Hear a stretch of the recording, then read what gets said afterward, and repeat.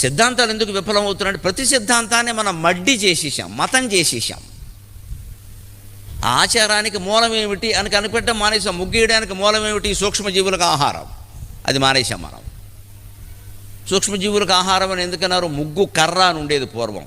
దానికి ఒక చిన్నులతో ఒక డిజైన్ ఉండేది. దాంట్లో బియ్యపు పిండి 3 పాళ్ళు ఉంటుంది, ముగ్గు గొల్ల 1 పాలే ఉంటుంది. 75% అది, 25% ఇది. పైగా ఈ ముగ్గు కర్ర ఎంత, దానికి కనిపెట్టేవాడు ఎంత సైంటిస్టో కానీ అది ఇలా లాగుతూ ఉంటే బియ్యపు పిండి ముందు పడుతుంది, ఈ ముగ్గు గొల్ల వెనకాల పడుతుంది. ఏమి ఆలోచన, ఏమి భూతదయ, ఏమి భారత జాతి. ఆడవాళ్ళు చేసుంటారు ఈ పని. ఆ మహిళామణికి నమస్కారం ఆవిడెవరైనా. ముగ్గు కర్ర అంచేది మనం ముగ్గు ప్రయోజనం నిజంగా నెరవేరాలంటే ముగ్గు కర్రతోనే ముగ్గెయ్యాలి, లేకపోతే మీ చేత్తోనైనా వెయ్యాలి. లేదే ఎవరికీ నడువు వంగదో.